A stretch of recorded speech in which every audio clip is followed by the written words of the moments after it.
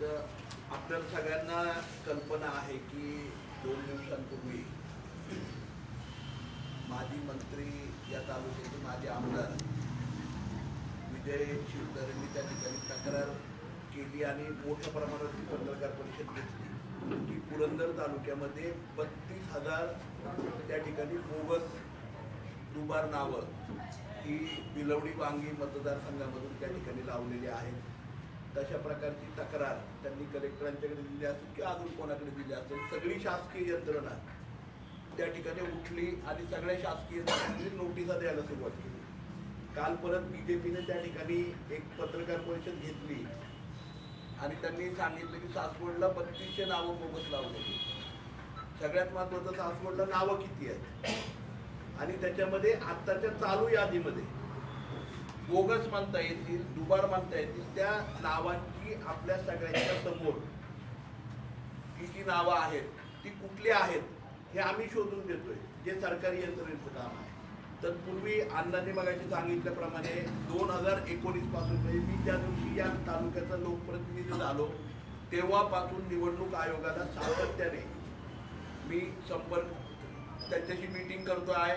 त्यांना पत्र दिलेले आहेत, त्यांच्या पत्रांची उत्तरं आलेली आहेत मला. निवडणूक आयुक्त राज्य निवडणूक आयोगाला मी 30/12ला पत्र दिलं होतं 2021ला. राज्य निवडणूक आयोगाला मेल केला होता त्याच्यानंतर नोव्हेंबरमध्ये. राज्य निवडणूक आयोगाकडून 26 जुलैला मला उत्तर आलं की मतदार यादीतील दुबार आणि मयत नावांची छाननी करून वगळणे हे त्यांनी कलेक्टर महोदयांना आणि जिल्ह्याच्या निवडणूक आयोगाला पत्र लिहिलेलं आहे निवडणूक आयोगाने. बरोबर, याच्यावर कुठली कारवाई जिल्ह्याच्या निवडणूक आयोगाने केली नाही. त्यानंतर परत एक पत्र 23 जुलैला दुसरं पत्र आलं, त्याच्यामध्ये ही सेम गोष्ट त्यांनी सांगितली. ह्या कुठल्याही कारवाई केल्या नाही. त्यानंतर ह्या महोदयांनी 32,000ची एक यादी तयार केली. तुम्ही जर ही यादी मी तुम्हाला वाचनासाठी देतो. एक नाव काही ठिकाणी 30 वेळा आलेले. आता या तालुक्यामध्ये संजय जगताप 135 आहेत. संजय चंद्रकांत जगताप आहेत ना, मी यांनी प्रयत्नही केला माझ्या निवडणुकीच्या वेळेस संजय चंद्रकांत जगताप यावेत उमेदवार म्हणून. असे संजय चंद्रकांत जगताप 14 आहेत, पण हे सगळे वेगवेगळे आहेत. अशा प्रकारे ही नावं दिली. आज मला ह्यांचं सगळ्यांना म्हणजे मी बोलणार नव्हतो, परंतु आज जर बघितलं यांच्या उजव्या बाजूला बसलेले तालुक्याचे त्यांचे काय म्हणतात त्याला अध्यक्ष, शिवसेनेचे शिंदे गटाचे अध्यक्ष, यांच्या अख्ख्या परिवाराचं नाव 2021 पासून मी आक्षेप घेतोय. हे स्वतःला मुख्यमंत्र्यांचे मित्र समजतात आणि मुख्यमंत्र्यांच्या कानामध्ये बोलतात. मुख्यमंत्र्यांना सांगतात की बदला आणि सरकार करा. तर आता मुख्यमंत्र्यांचं काय ऐकून प्रशासन काम करते का काय हा मला प्रश्न आहे. आणि निवडणूक आयोग जर विकलं गेलंय तर निवडणूक आयोगाला हा प्रश्न आहे. आज कोर्टामध्ये जायचं, निवडणूक आयोगात जायचं का कुठं जायचं? कारण आज सर्वसामान्यांचा प्रश्न आहे. हरिभाऊ लोळे अण्णांनी आता वाचून दाखवल्याप्रमाणे त्याच्या अख्ख्या परिवाराची नावं, एक नाव असतं चुकून आलं मान्य केलं असतं, अख्ख्या परिवाराची नावं त्या ठिकाणी आहेत. आणि ही नावं 2019 पासून या तालुक्याच्या सभापती होत्या त्यांच्या मिसेस, म्हणजे तालुक्याच्या पंचायत समितीच्या प्रथम नागरिक. ही नावं अख्ख्या परिवाराची ही बानवडीला पण आहेत, सासवडला पण आहेत आणि ह्याचं प्रूफ आहे. आणि आत्ताच्या चालू यादीत पण आहेत. हे त्यांचं प्रूफ आहे. सगळी नावं घरातली विथ फोटो, विथ वेगवेगळे मतदान केंद्र कार्डचे नंबर आहेत. काही ठिकाणी फोटो मुद्दामून दुसऱ्या यादीमधल्या दुसऱ्या नावाला चिटकवले की नंतर ते बदलतील. अशा प्रकारे बोलतगिरी चालू आहे. त्यांचा तालुका अध्यक्ष काय नाव त्याचं, युवक हा अविनाश बर्दे, त्याचं नाव कोडीतला पण आहे सासवडला पण आहे. दाखव त्यांनी असं कुठलं बोगस नाव आम्ही आमच्या संघटनेतलं कुणाचं आहे किंवा सासवडकरांचं कुठलं आहे किंवा पुरंदर तालुक्यातलं कुठलं आहे, अशा प्रकारे आहे. आणि आज यांच्या या महाशयांच्या अशा पत्रावरती सरकार एवढं झटपट हालचाल करते की सर्वसामान्य पटीवातले आता संकेत जाधव पहिल्यांदा त्याचं नाव आहे ना, पहिल्यांदा 2 महिन्यापूर्वी तो 18 वर्षाचा झालाय आणि मतदार यादीमध्ये नाव आलंय. त्याला नोटीस आली की मी सांगलीचं, तू सांगलीचा आहे म्हणून. त्याचा जन्म मूळ सगळं काही सांगलीचं आहे. त्याची आजी, त्याचे आजोबा, हे त्यांचं वय जन्म आहे 1948चा. म्हणजे आत्ताचं वय किती झालं त्यांचं?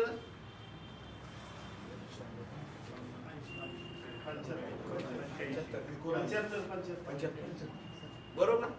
त्या महोदयांना काय सांगितलं गेलं की तुम्ही सांगलीचे, त्यांना नोटीस आली सांगली. हे निगडे म्हणून एक महिला आहे,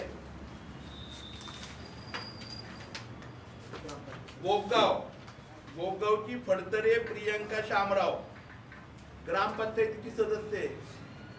बोगगाव ग्रामपंचायतीची सदस्य आहे. तिला आपल्या शहाण्या प्रशासनाने पत्र दिलंय की तुमचं नाव सांगलीच्या मतदारसंघामध्ये आहे. तिथं उदाहरण आहे, नारायणपूरच्या सरपंचांनी आणलंय. आता तानाजी पवार मला वाटते पोखरचे, तुम्ही सगळेजण जाणतात ते समोर बसलेले. गोडीत असो, आपले सोपान काकांची पालखी असो, सगळ्यामध्ये असणार. त्यांना नोटीस आली. सांगलीला मतदारसंघामध्ये त्यांचं नाव आहे. त्याचप्रमाणे दुर्दैव असं आहे की या सगळ्या गोष्टी या ठिकाणी घडत आहेत. आज तुम्ही जर बघायला गेलं, लोळेंच्या अख्ख्या परिवाराची नाव आहे, त्यांच्या आजूबाजूला जेवढे आहेत ना सगळ्यांची नाव आहेत. मग आता मला सांगा, बोगस नावं कुठे ठेवलेली आहेत? आणि आज चोराच्या उलट्या बॉम्ब आहेत. या तालुक्यामध्ये काही अधिकाऱ्यांना 2018-19ला पकडून ज्यांनी 50-50 हजार नावं बोगस लावली, ती नावं काढायला सुद्धा ना आजपर्यंत केवळ आहे ना मुख्यमंत्र्यांचा मित्र, मुख्यमंत्र्यांचा भाऊ, मुख्यमंत्र्यांना कानात सांगणारा, ह्याच्या खाली जर प्रशासन आणि निवडणूक आयोग चालणार असलं तर मला वाटतंय की ह्या निवडणुकाच पारदर्शकपणे होणार नाहीयेत. यांना 4.5 वर्षानंतर एकतर हे महाशय ना तालुक्यामध्ये आले, त्यांना कळलं कुठल्या गावामध्ये नवीन पिढी आली आहे, कुठल्या पिढीमध्ये कोण आहे, आता हेही कळायला तयार नाही. 4.5 वर्षानंतर अचानक उगून या सगळ्या गोष्टी त्या ठिकाणी मांडतात. आणि हे सगळं प्रूफ आहे. आज जर बघितलं, आंबेगाव पासून म्हणजे एका बूथ पासून 410 बूथ पर्यंत या तालुक्यामध्ये अनेक दुबार नाव आहेत. सातत्याने त्याच्या बाबतचं पत्र दिलंय, पत्र व्यवहार केला. हा, आमची चूक काय झाली माहितीये का? आम्ही तुम्हा पत्रकारांपर्यंत आलो नाही, कारण आम्ही प्रशासनाच्या पाठीशी लागलो.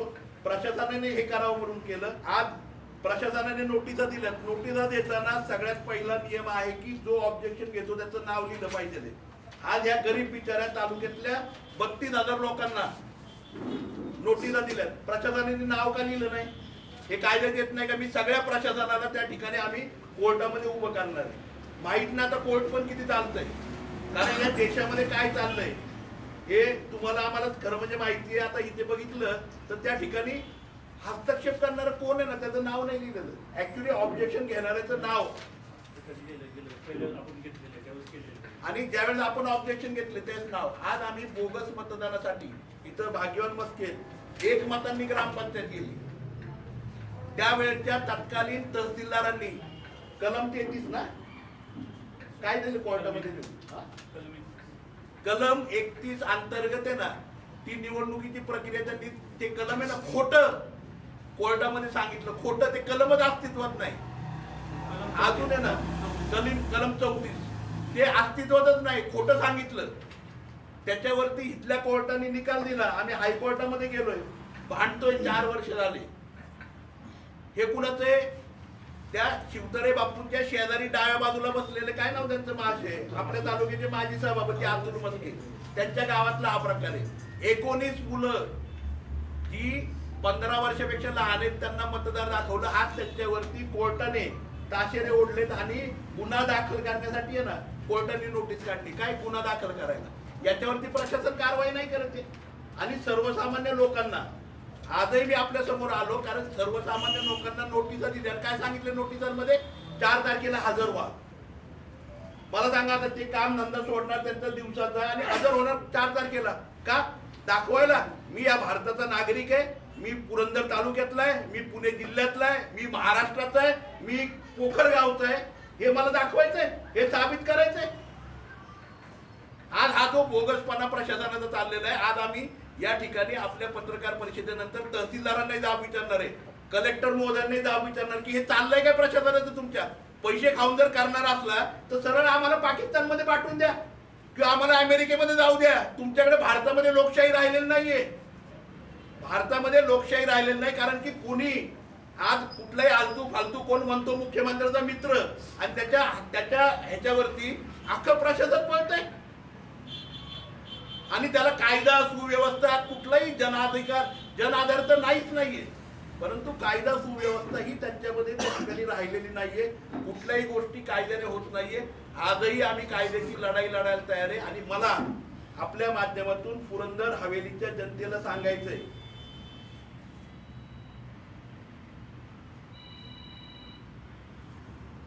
आज मला पुरंदरच्या, मला हे आले 400-500 नाव आहेत ना, नीरेमध्ये दुबार लागलेले. तिथल्या ग्रामपंचायतीच्या सदस्यांनी आहे ना आणि मार्केट कमिटीच्या डायरेक्टरनी कंप्लेंट केली, ह्याच्यावर कारवाई नाही केली कुठली. आणि आज कोंडेवाडीचं एका महिला आहेत आपल्या कोंडेवाडीच्या, निगडे म्हणून महिला आहेत, त्यांच्या नावाचं साम्य काही नाही, फक्त नाव आहे बरोबर, सुमनबाई काहीतरी आहे. कुठे ते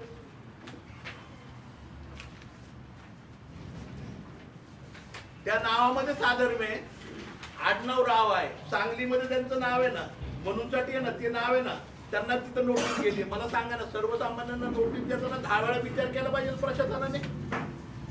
आज त्या ठिकाणी मला एक सांगायचं की यांचा तालुका अध्यक्ष याच्यावरती पहिल्यांदा प्रशासनाने गुन्हा दाखल केला पाहिजे.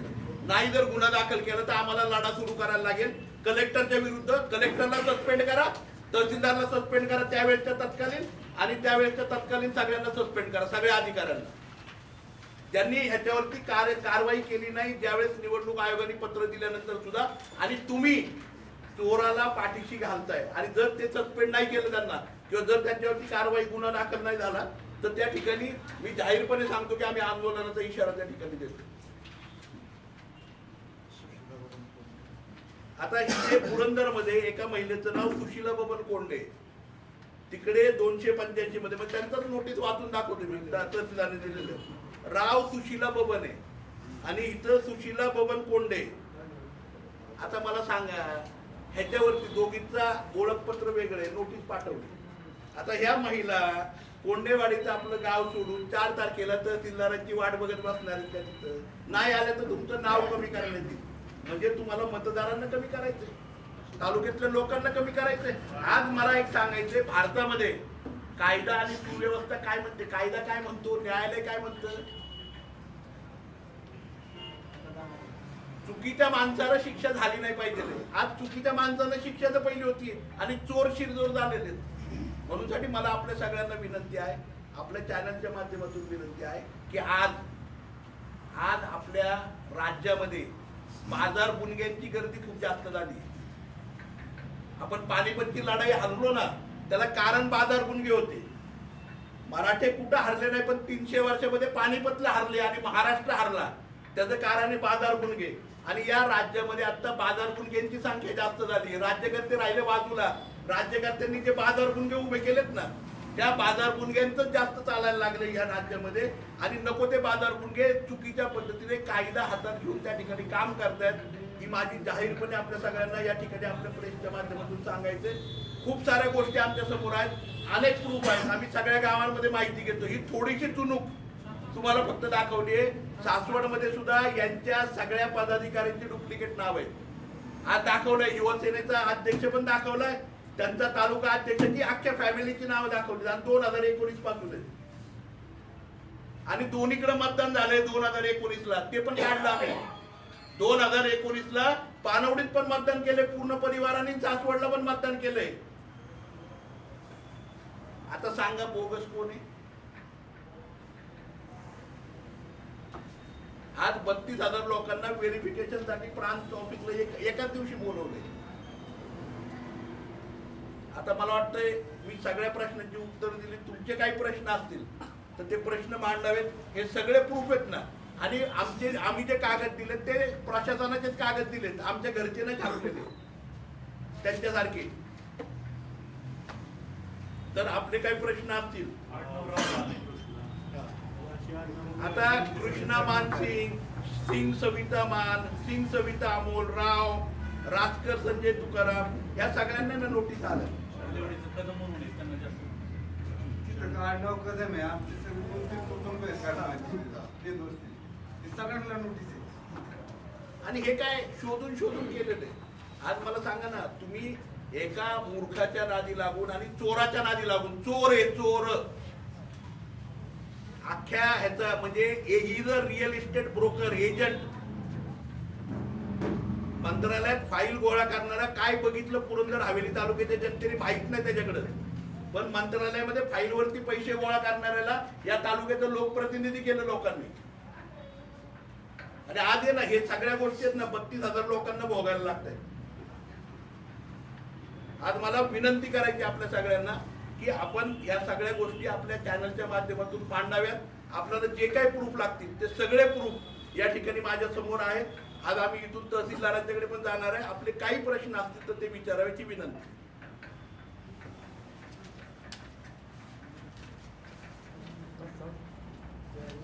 काय प्रश्न विचारायचे का?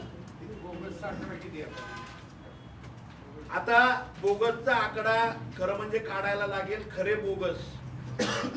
कारण ज्यांनी पत्रकार परिषद घेतली ना की या तालुक्यामध्ये बोगस आहेत, ते स्वतःच बोगस आहेत हे इथं दिसलंय. त्यांच्या आजूबाजूचे पण, त्यांचे पदाधिकारी सुद्धा, त्यांच्या पदाधिकाऱ्यांच्या घरातले सुद्धा ह्यांनी स्वतः बोगसगिरी केलेली आहे. 2 ओळखपत्र काढतो याचा अर्थ काय? आणि एकाचं चुकून आलं आपण मान्य करू शकतो, टायपिंग मिस्टेक चुकून आलं, या यादीतून नाव दुसरीकडे आलं, अख्ख्या परिवाराचं येतं. आणि त्यामुळे आमची एकच विनंती आहे प्रशासनाला, या तालुक्यामध्ये जर तुम्हाला करायचंय तर 1 ते अख्खे 410 बूथ, सगळ्या बूथचं दुबार नोंदणीचं तुम्ही करा, सगळ्यांच्यावरती त्या ठिकाणी कारवाई करा, सगळे नावं दूर करा. आमची काहीच हरकत नाहीये. आणि आमचं मत आहे, मी 2019 पासून फॉलोअप करतोय. मी कुठेही म्हणलं नाही कोणाला बोगस आहे त्यांनी बोगस केले. 2019ला ह्यांच्या तालुका अध्यक्षाच्या अख्ख्या परिवारांनी डबल मतदान केलंय. आणि असे कितीतरी आहेत, सगळी नावं काढून देतो तुम्हाला मी. ते जर बघितले तर त्या ठिकाणी त्यांनी दुबार मतदान केले, त्यांच्यावरती पहिली केस करा. 2 मतदान हा बोगस मतदानाला काय कायदा लागतो? हे निवडणूक आयोगाचं पत्र आहे, माझं नाही. निवडणूक आयोगाने मला दिलेलं उत्तर आहे आणि जिल्हा अधिकाऱ्यांना दिलेलं, जिल्ह्याच्या निवडणूक अधिकाऱ्यांना दिलेलं पत्र आहे. आणि म्हणूनच मी मागणी केली की जिल्ह्याचे निवडणूक अधिकारी जो कोणी आहे त्या निवडणूक डेस्कला पहिलं बरखास्त करा, जर ते पारदर्शकतेने काम नाही करते. दुबार नोंदणी जाणीवपूर्वक केली तर काय कायदा? जुना दुबार नोंदणी जाणीवपूर्वक केली तर मला वाटतं कायदा काय सांगतो त्याच्यापेक्षा पुरंदर हवेलीच्या जनतेने असल्या माणसांना तोंडाला काळं फासलं पाहिजे, त्यांचे कपडे काढून गाढवावरनं दिंड काढली पाहिजे. या सगळ्यात चांगला कायदा आहे. कारण आज गोरगरीब, आज त्यांच्यासारखा माणूस अनेक गोरगरीब माणसांना तुम्ही बोलवताय जिल्हा ह्याच्यापर्यंत, प्रांत ऑफिस पर्यंत, ज्यांचा काही संबंध नाही या सगळ्या गोष्टींची. काढा ना बोगस आणि करा ना त्यांच्यावरती कारवाई. आणि सुरुवात तुमच्यापासून करा, ज्यांनी ह्या तालुक्यामध्ये आग लावली. आज तालुक्याचं नाव बदनाम केले, बाष्पळ गप्पा मारायच्या. 4-4 वर्ष करोना काळामध्ये घरातलं बाहेर पडलं ना काही मंडळी, आणि आज खुशारकी मारतात. आमचं म्हणणं नाहीये तुम्ही बाहेर पडा, आम्हाला माहिती आहे तुम्हाला काय काय आजार आहेत, जडलेले पण, स्वतःला लावून घेतलेले पण. आम्हाला फक्त एकच विनंती करायची की अरे जनतेला त्रास देऊ नका, इथं बसला ना पट्ट्या द्या, त्रास काय द्यायचंय ते. मी आहे ना खंबीर, लोकांना कशाला, सर्वसामान्य लोकांना नका भेटीला धरू.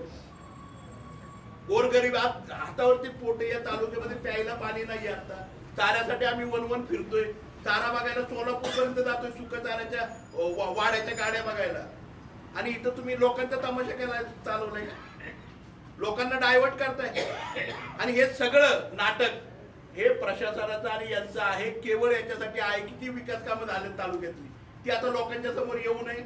1 महिन्यानंतर आचारसंहिता आहे, आम्ही सगळे मंडळी ह्याच्यात गुंतून राहावं आणि हे सगळे नामानिराळे मोकळे व्हावे.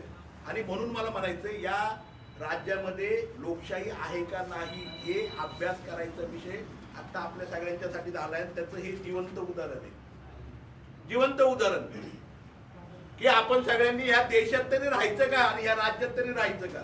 आणि मला पुरंदर हवेलीच्या जनतेला नाही तर महाराष्ट्राच्या जनतेला सांगायचंय की आज ह्या बाजार बुणग्यांपासून ह्या राज्याला जर वाचवायचंय, आज महाराष्ट्रामध्ये आम्ही अभिमानाने सांगायचो आम्ही महाराष्ट्रीयन आहोत, आम्ही पुण्याचे आहोत, आम्ही मुंबईचे आहोत.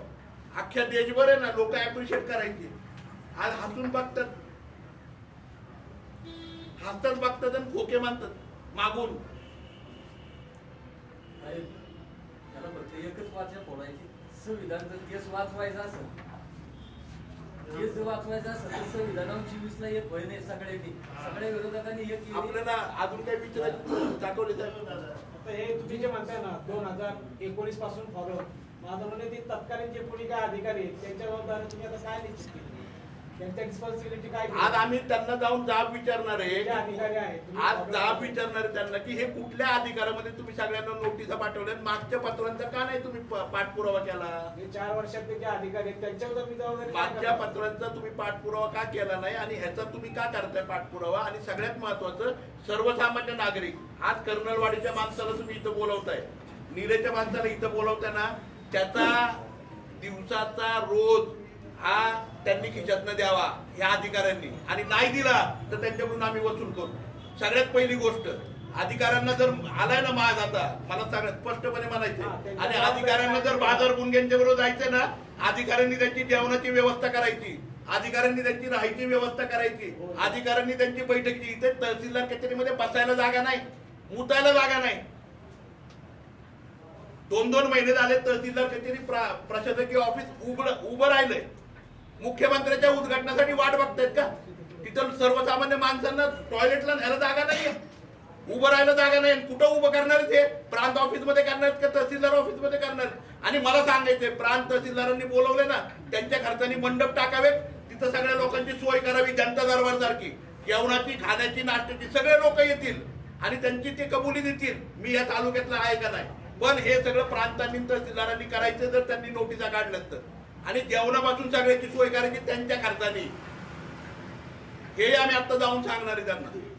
सध्या तुम्ही म्हणताय की आता तत्कालीन जे तहसीलदार आणि प्रांत होते ते त्यांनी याच्यामध्ये ही जी दुबार किंवा बोगस जी नोंदणी झालेली आहे त्यामध्ये ते सहभागी असतील, पण सध्याचे जे आहेत तत्कालीन पण अधिकारी जे आहेत ते मग सामील आहेत का काय, असं मानणार का तुम्ही? मला आता प्रांत आणि तहसीलदार जे तत्कालीन आहेत त्यांच्याकडे त्याचा जाब विचारायला मी चाललोय. तत्पूर्वी ह्या तालुक्यातली सगळी परिस्थिती मी त्या ठिकाणी सांगितली, आणि तत्कालीन अधिकाऱ्यांची पण जबाबदारी आहे. तत्कालीन प्रांत असतील, तत्कालीन तहसीलदार असतील, की यापूर्वी झालेला पत्रव्यवहार, यापूर्वी झालेले पेंडिंग गोष्टी ह्या बघणं हेही त्यांचं काम असतं. ते फक्त करंट इव्हेंटसाठी तालुक्यामध्ये येत नाहीत. यापूर्वी काय काय झालंय, काय काय पेंडिंग आहे, या सगळ्या गोष्टी बघणंही तेवढंच महत्वाचं काम असतं. आणि खऱ्या अर्थाने आज प्रशासनावरती ह्याच्या माध्यमातून खूप मोठं प्रश्नचिन्ह लागलंय, आणि हे तुमचं, माझं, पुरंदरच्या जनतेचं, या महाराष्ट्राच्या जनतेचं दुर्दैव आहे. आधार लिंकिंगसाठी काय तुम्ही आता प्रयत्न करणार आहे की जर आधार लिंकिंग झाले मतदारांचा शासनाचा नियमाच्या आधारे, त्याच्यासाठी काय आता पत्रव्यवहार करणार आहे किंवा प्रशासनाला दबाव? पत्रव्यवहार आम्ही ऑलरेडी केलाय, त्याच्यावरती कारवाई करत नाही. आधार लिंक वरती करा म्हणून आम्ही का केलेलं आहे, अजून आधार लिंक वरती कारवाई नाही. आज पत्रकारांची नोंदणी करताना त्या ठिकाणी केलं जातंय. निवडणुकीचे अधिकारी इथले बदला, त्यासाठी आम्ही अनेक वेळा कंप्लेंट केली कलेक्टरांच्याकडे. कोणी सगळं ढम्म आहे ना प्रशासन. आयुष्यमान भारत म्हणून एक योजना सध्या चालू आहे. आयुष्यमान भारतच्या कार्डच्या ज्या नोंदणी होत आहे त्यामध्ये सर्वात महत्त्वाची समस्या हीच होती, जो आता तुम्ही उल्लेख केला की आधार कार्ड लिंक नाहीये. ते आधार कार्ड लिंक नाही, रेशन कार्ड लिंक नाही, त्यामुळे ते संबंधित जे नागरिक आहेत त्यांचे आयुष्यमान भारतचे कार्ड सुद्धा हे नाही येते. हे ह्या मुद्द्याशी कुठेतरी ते जुळत आहे का? कारण बहुतांश नावं ही मुंबईमध्ये गेलेली आहेत. 1 मिनिट, निश्चितपणे हे जुळतंय. कारण आयुष्यमान भारत असेल किंवा एकल योजना आता जी सरकारने काढलेली आहे की त्याच्यामध्ये एका मुलाकडे एकच पालक आहे, मुलाकडे एकच पालक आहे, आयदर आई किंवा वडील, त्यांना 2200 रुपये सरकारच्या माध्यमातून संजय गांधी निराधार सारखी त्या ठिकाणी शिक्षणासाठी, त्याच्या मेडिकलसाठी त्या ठिकाणी उपलब्ध होणार आहे. या योजनेमध्ये पण जर तुम्ही बघितलं, अनेक लोकांचे फॉर्म आमच्याकडे असेच पडून आहेत कारण आधार लिंक नाही. आज मतदार यादीच्या बाबतीत पण तेच आहे, आणि हे बोगसगिरीला वेळ आहे सरकारला. आणि करा ना, माझं काय म्हणणं आहे, 1 पासून 4,10,000 मतदार आहेत या मतदारसंघामध्ये, या तालुक्यामध्ये. सगळ्यांचे आधार लिंक करा, ते उत्तम होऊन जाईल ना. आज आपल्या तालुक्यातल्या जवळपास 3,000 शेतकऱ्यांना अजून अतिवृष्टीचे पैसे मिळायचे राहिलेत का? त्यांचे आधार लिंक नाहीयेत म्हणून. प्रशासन त्याच्या बाबतीमध्ये काही करत नाहीये. ते पैसे तसेच ट्रेझरीला पडून आहेत. 2.25 कोटी रुपये ट्रेझरीला तसेच पडून आहेत. त्याच्यात बाबत नाही काही करत आहे. तर जिल्हाधिकाऱ्यांनी प्रशासकीय स्तरावरती ग्रामसेवक असतील यांना आदेश दिले होते का की हे नोटीस काढण्यासाठी शहानिशा करण्यासाठी आदेश ते आता आम्ही हे बघा, ह्याला आम्हाला जे नोटीस मिळाली आहे त्या नोटिसीमध्ये या ठिकाणी पत्र कुणाचं आहे, मतदान नोंदणी अधिकारी 202 तहसीलदार, बरोबर, तहसीलदार महोदयांचं पत्र आहे. आज त्यांना आम्ही विचारणा करणार आहे की हे तुम्हाला आदेश कोणी दिला. आम्ही त्यांच्यापर्यंत जाणार आहे, त्यांना सांगणार आहे तुम्ही आता दिलेत ना सगळ्या नोटिसा ज्या आहेत, सगळ्या नोटिसा तुम्ही काढल्यात ना, नोटिसा चुकीच्या आहेत. पण आता लोकांना बोलवले ना, मंडप टाका, जेवणाची व्यवस्था करा, त्यांच्यासाठी सगळ्या सुविधा करा. नाही केल्या तर जोडा आमचा आहे, नाही केलं तर जोडा आमचा आहे, हे आम्ही त्यांना स्पष्टपणे सांगणार आहे. मग तहसीलदारांनी जर कलेक्टरांनी सांगितलं असेल कलेक्टरांच्याकडे जाऊ, कलेक्टरांना जर कमिशनरनी सांगितलं असेल कमिशनरांच्याकडे जाऊ, कमिशनरांना जर मुख्यमंत्र्यांचा फोन आला असेल तर मुख्यमंत्र्यांकडे जाऊ. तुमच्याकडे हरकत यादी प्राप्त झाली आहे, त्याच्यामध्ये 7 फॉर्म आहेत. 7चा फॉर्म कुठेही नाहीये. 7च्या फॉर्म मध्ये स्पेसिफिकली म्हटलं जातं हरकत कुणी घेतलं त्याचं नाव दिलं जातं. त्यामुळे ही कुठली नोटीस आहे ना, खरं म्हणजे कायद्याला धरून नाहीये. आणि 7चा फॉर्म आहे ना, हा असा भरला जातो, त्याच्यामध्ये नाव असतं. आम्हाला हेही मान्य आहे की तुम्हाला एवढे सगळे बोगस सापडले म्हणून तुम्ही दिले. आला कधी यादी तुम्ही सगळ्यांनी चाळून बघा. पहिलं तर आहेत ना, ही 32,000 नावं आहेत ना, ही 16,000 नावांची 2 वेगवेगळी मिक्स केली आहेत. काही नाव आहेत ना 30 वेळा एकत्र आले. म्हणजे तसं बघायला गेलं म्हणजे मला वाचायला वेळ मिळाला नाही, कारण कालच मला ही यादी उपलब्ध झाली. पण तसं बघायला गेलं तर ही 3,000च नाव आहेत. पण जवळपास 32,000 जणांना तुम्ही मानसिकता देताय. आणि 3,000 नावं कसली आहेत माहितीये का, साम्य असणारी, मी जसं सांगितलं ना तुम्हाला ती. आणि जी बोगस आहेत ती राहिलीच नामनिर्णय. ह्या एकाला नोटीस नाहीये. अहो, डोळ्यांच्या परिवाराला नोटीस नाही, बडदेंच्या परिवाराला नोटीस नाही. हे हास्यास्पद आहे का नाहीये? ज्यांनी ऑब्जेक्शन घेतले त्यांचं तरी चेक करा पहिलं, तो गुन्हेगार आहे का साधू आहे.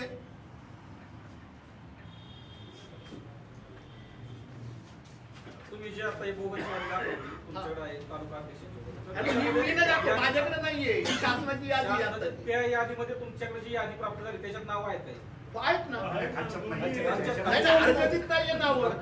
तेच मी म्हणतोय ना, ज्यांनी कंप्लेंट केली ना स्वतःची नावं नाही लिहिली त्याच्यामध्ये, त्यांनी ही नावं लिहिली आहेत. त्यांना नोटीस नाही, त्यांना कुणालाही नोटीस नाहीये. आणि हे दुबार आहेत ना. आणि सगळ्यात महत्वाचं, सगळ्यांचे मतदानाचे आय कार्ड पण वेगवेगळे बनवले.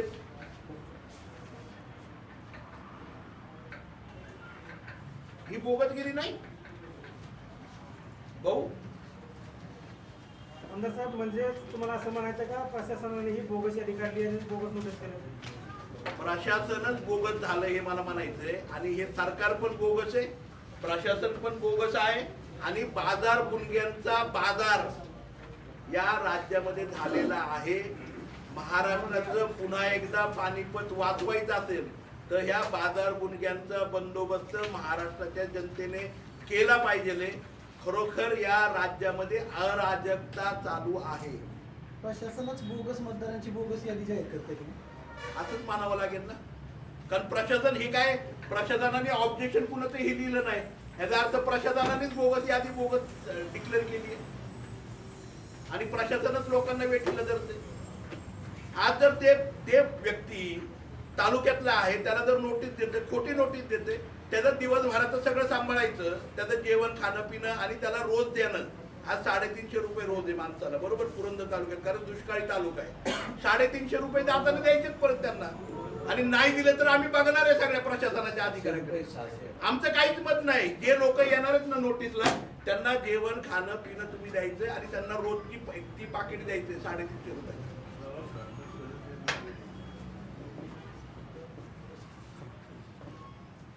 निवडणुकीचा कार्यक्रम अंतिम टप्प्यात, आता लोकसभा निवडणूक थोड्याच काळात लागणार आहे आणि निवडणूक आयोग फेब्रुवारी यादी फिक्स करेल म्हणजे थोड्या दिवसात. तर एवढ्यात आपल्याला नाही भेटला तर आपली पुढची भूमिका काय?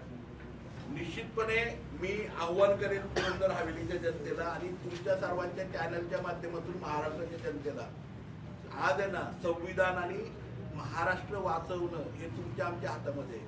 कारण एकच हक्क या संविधानाने, डॉक्टर बाबासाहेब आंबेडकरांनी आणि या देशात स्वतंत्र झाल्यानंतर या देशातल्या अंबानी अडाणी पासून सर्वसामान्य पुरंदर तालुक्यातल्या मिसाळवाडीतल्या आदिवासी घरातल्या सर्वसामान्य महिलेपर्यंत प्रत्येकाला एकच अधिकार आहे, तो म्हणजे मतदानाचा. आता सगळे हिरावून घेतलंय, मतदानाचा अधिकार पण हिरावून घेणार आहेत. आज जागरूक होणं मतदार राजाने हे खूप गरजेचं आहे, कारण आज ते तुमच्या आमच्या घरापर्यंत आलेत, उद्या घरामध्ये घुसायला कमी करणार नाही. निवडणूक प्रक्रिया ही प्रांत आणि तहसीलदार यांच्या माध्यमातूनच राबवली जाते मुख्यत्वे. आता जर तुम्ही म्हणताय की प्रशासकीय अधिकाऱ्यांकडूनच या बोगस याद्या किंवा बोगस मतदारांची नावं जाहीर केली जातात, ही आगामी जी येणारी निवडणूक आहे, मग ती लोकसभा असो, विधानसभा असो किंवा स्थानिक स्वराज्य संस्थांची असो, ती पारदर्शक होईल का? याद्या पारदर्शक कराव्यात, मग निवडणुका घ्यावी, ही माझं जाहीरपणे हे. आज तुम्ही जर बघितलं असेल निवडणूक आयोगाचा शेड्यूल प्रोग्राम असतो. 4 जानेवारीला निवडणूक आयोग याद्या डिक्लेअर करणार होतं. आम्हाला कालच समजलं की 22 जानेवारीला करणार आहे. का माहित नाही, पण चला आम्ही म्हणतोय की आता हे बोगसगिरी तरी बाहेर येईल. आज ह्या तालुक्यामध्ये म्हणजे राज्यामध्ये काय चाललंय बघा ना. राज्याचा पत्र आहे माझ्याकडे, मला सगळ्यांना सांगायचंय, म्हणजे ह्याच्यावरती आपण वापो करत नाही. मी विधिमंडळामध्ये पण बोललो याच्यावरती की राज्याच्या काय ते म्हणतात अँटी करप्शनच्या आयुक्तांनी पत्र दिलंय कृषी आयुक्तांना 2017ला, आणि मी या तालुक्याचा लोकप्रतिनिधी म्हणून माझ्या तालुक्यामध्ये आज तीव्र दुष्काळ आहे. 40 तालुके या राज्यातले 288 पैकी, त्यामध्ये 40 तालुक्यांमध्ये पुरंदर तालुका आहे. जलयुक्त शिवार हे कार्यक्रम त्या ठिकाणी राबवला गेला आणि मोठ्या प्रमाणावरती भ्रष्टाचार झाला. तिथे त्या ठिकाणी त्यांनी स्पष्टपणे नमूद केलंय की आरोपांमध्ये तथ्य आढळून येतंय तरी ओपन भ्रष्टाचाराची चौकशी करण्याची आम्हाला परवानगी द्यावी, हे अप्पर सचिवांना लिहिलंय. अजूनपर्यंत महाराष्ट्र शासनाने याच्यावरती कुठली कारवाई केली नाही. त्याच्यामध्ये स्पष्टपणे लिहिलंय की 2 नाल्यांमधील अंतर, त्यानंतर 112. मी एक स्पष्ट एकच उदाहरण याच्यातलं देतो तुम्हाला. सर्व बांधांची जागा तांत्रिक दृष्ट्या अयोग्य आहे. काही बांध हे शेताचे बांध हे बंधारे म्हणून दाखवलेले आहेत. कशाचे? कृषी अधिकारी कर्मचारी यांच्या नातेवाईकांना काम दिलेले आहेत. आणि या पत्राला अँटी करप्शनने दिलेल्या पत्राला जे आम्हाला बोगस म्हणतात ना, त्या तत्कालीन त्या काळातले राज्यमंत्री या राज्याचे आणि आपल्या तालुक्याचे लोकप्रतिनिधी यांनी कृषी अधिकाऱ्यांना आणि अप्पर मुख्य सचिवांना पत्र दिलं की ह्याच्यामध्ये कुठलाही तथ्य आणि भ्रष्टाचार नाहीये, तुम्ही चौकशी करू नका. आणि हे कोण कुठल्या व्यक्तीने किंवा कुणी नाही आरोप केलेला, या राज्याच्या अँटी करप्शनच्या कमिशनरने दिलंय. त्याच्या अगोदर कमिशनरला आलेलं पत्र पण आहे आमच्याकडे आणि सविस्तर पत्र आहे. याची कॉपी पण हवी असली तुम्हाला तर त्या ठिकाणी मिळेल. हे बघा, नाला बांध क्रमांक 119 मध्ये नाला अस्तित्वात नसून शेताच्या बांधाचे रूपांतर नाला बांधामध्ये केले आहे. ह्याच्यापेक्षा वेगळा भ्रष्टाचार काय असू शकतो भाऊ? काय भ्रष्टाचार ह्याच्यापेक्षा? आणि ह्या सगळ्या गोष्टी पाठीशी घालताय, ह्या गोष्टीचं पाठीशी घालताय. आज आमचा जो एकमेव हक्क संविधानाच्या माध्यमातून या देशाचा नागरिक म्हणून आहे, तोही हक्क आमच्याकडून बाजूला करून घेत आहे. आणि तो मतदानाचा, हे अराजकता नाही तर काय?